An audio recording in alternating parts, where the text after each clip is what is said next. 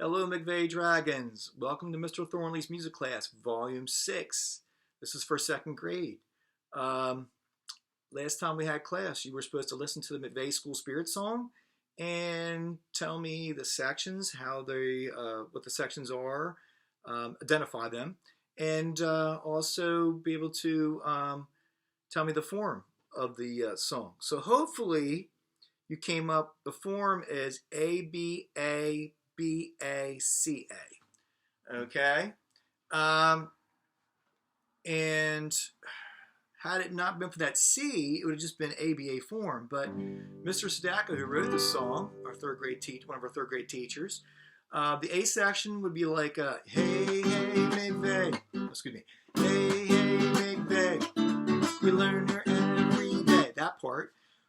The B section is the verse section. Each time a song's got new words, and we had the first verse, is about Mr. Wilkie, the principal.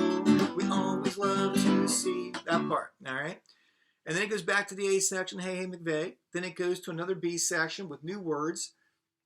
The one about Mrs. Greer, the art teacher, and then it goes back to the A section again, and then it has the change up there, that C section where it goes reading or writing arithmetic, reading or writing arithmetic, that part, and then the recess, right?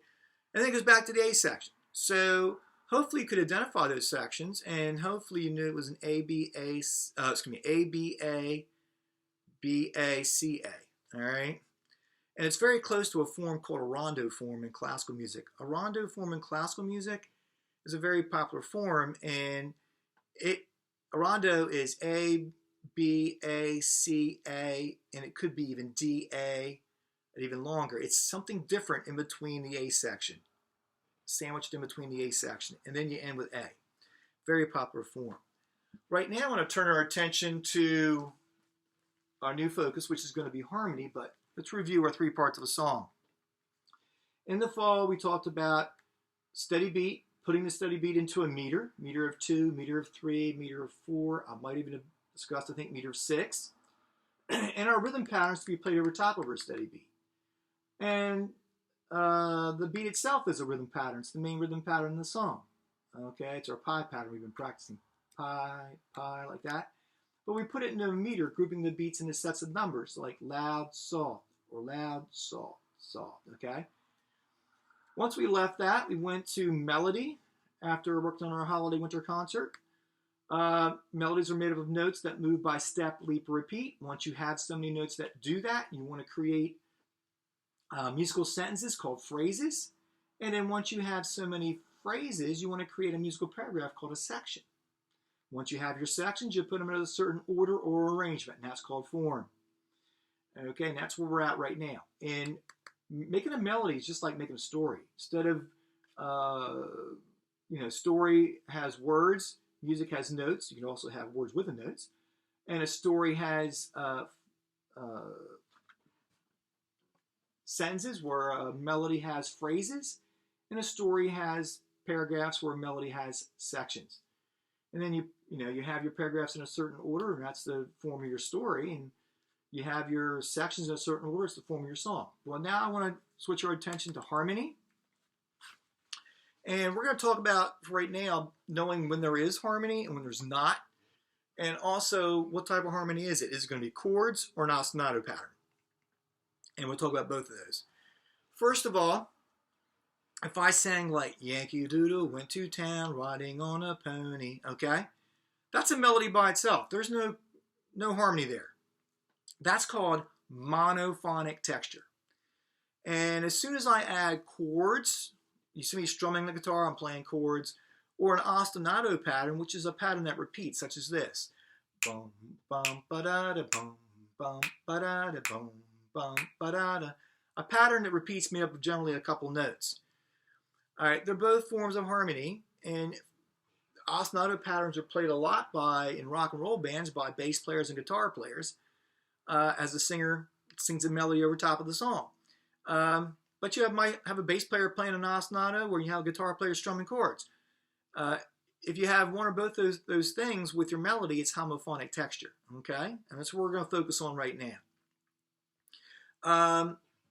So for right now, I'm going to do a song called Rock About My Sarah Jane.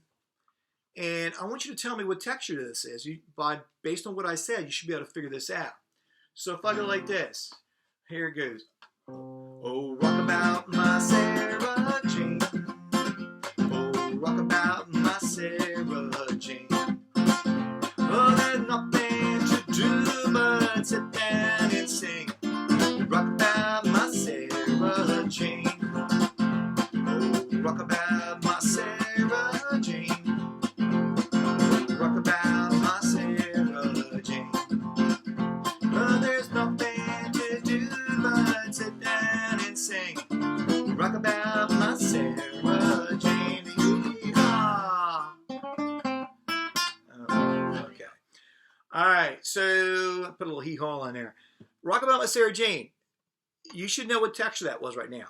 If you say homophonic, it has harmony. It has chords for harmony as the melody is being sung. That's homophonic texture. If I went like this, oh, rock about my Sarah Jane. Okay. You know that doesn't have any chords or ostinato pattern, no harmony. Okay. That would be monophonic texture. Mono means one part. Okay. So that's what we're focusing on. Next time we have class, I'm going to be playing chords. I'm going to be showing how chords are made and also have you identify whether you hear chords or an ostinato part. Okay? That's what we're focusing on. So right now, the main thing is identifying monophonic texture and homophonic texture. When you have harmony, when you don't. Homophonics when you do have chords or ostinato, and monophonics when you don't, just have a melody by itself. Okay?